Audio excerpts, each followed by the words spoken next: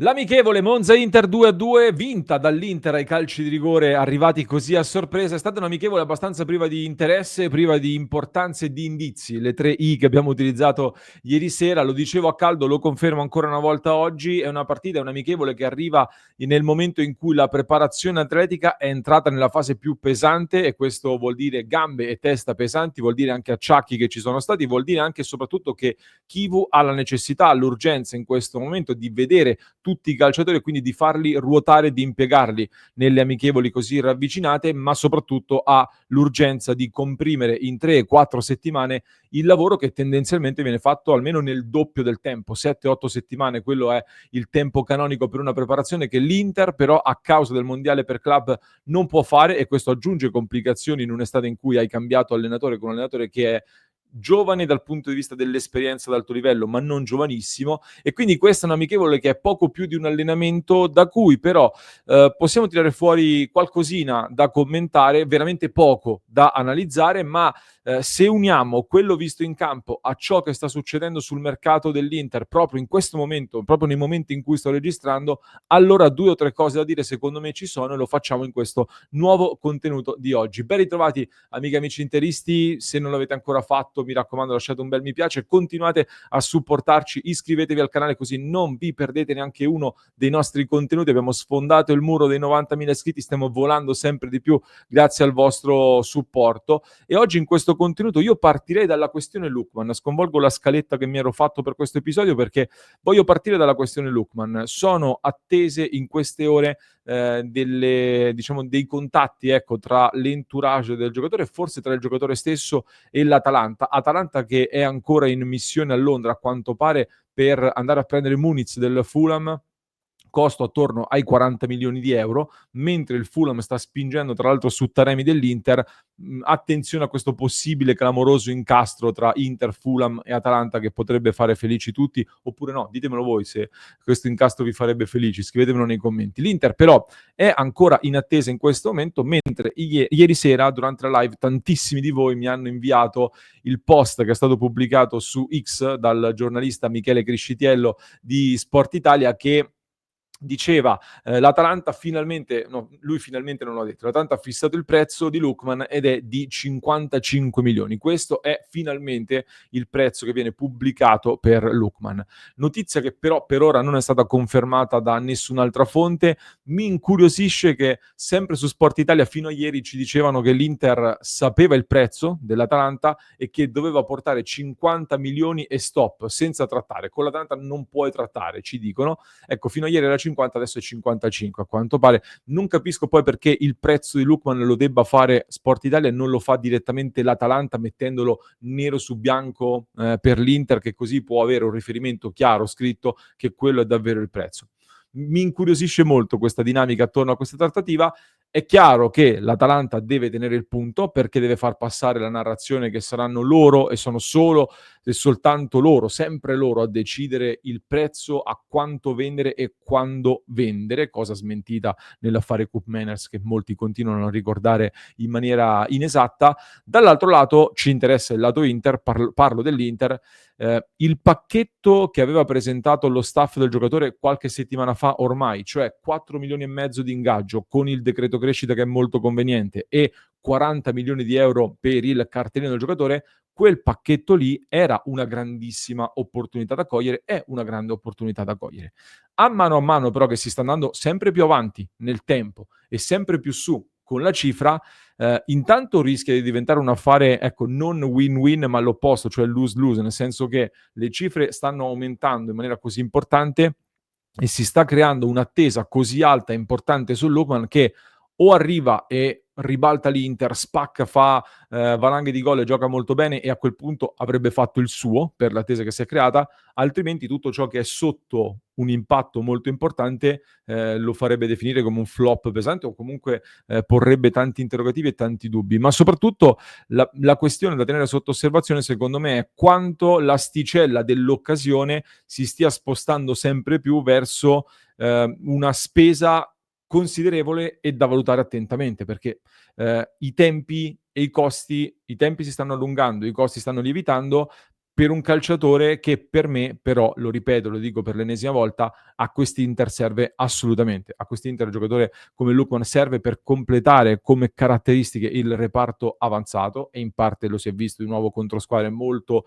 chiuse e molto attente alla fase difensiva. Serve anche per alzare il livello di un reparto dove comunque c'è un Pio Esposito che si candida ad essere molto più presente ed importante del previsto. Certo che però la quota di occasione, questo dobbiamo esserne consapevoli tutti quanti, si sta riducendo sempre di più, soprattutto se nel frattempo si perde anche altro tempo e altro terreno su altre cose che comunque quest'Inter deve fare, perché la difesa è un tema.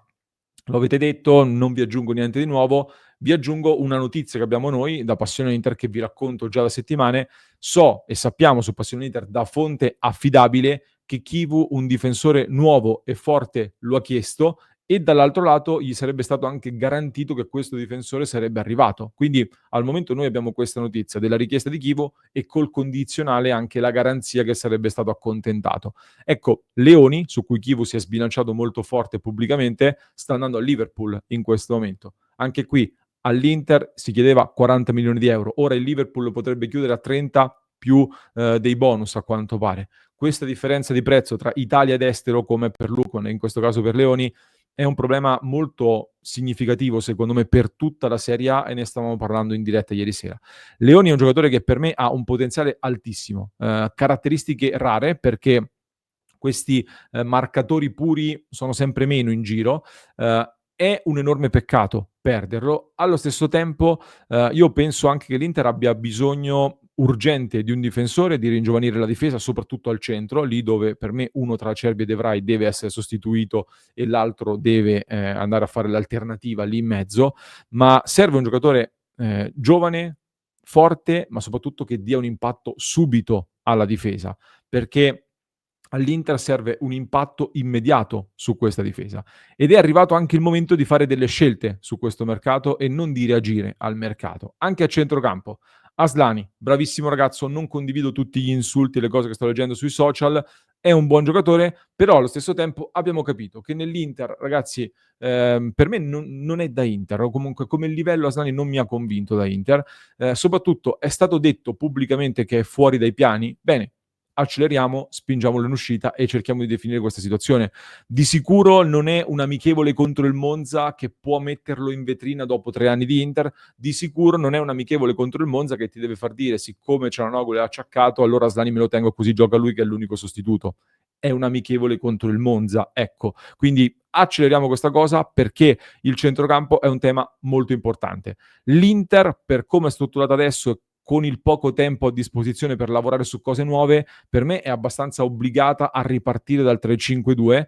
dove Mkhitaryan non ne ha più per essere il titolare, quindi ci si deve aggrappare a Barella, che per me è in palla, lo vedo molto carico, Sucic che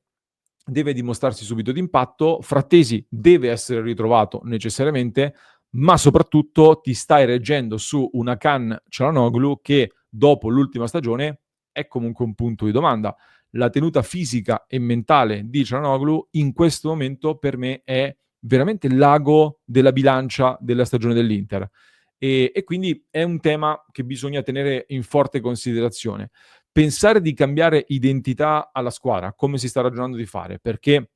si sta lavorando su delle cose nuove, si sta lavorando sull'avere più soluzioni offensive, magari un approdo al 3-4-2-1 se dovesse arrivare Lookman, chiaramente non di base, ma come approdo e come evoluzione offensiva. Si sta lavorando ad un'identità nuova, ma farlo senza toccare il centrocampo che è il cuore caratterizzante di ogni squadra, lo chiedo a voi, che ne pensate? Vi sembra logica come scelta? Ma voglio sapere, mi piacerebbe avere un confronto con voi nei commenti, così poi in diretta alle 19:30 le leggiamo.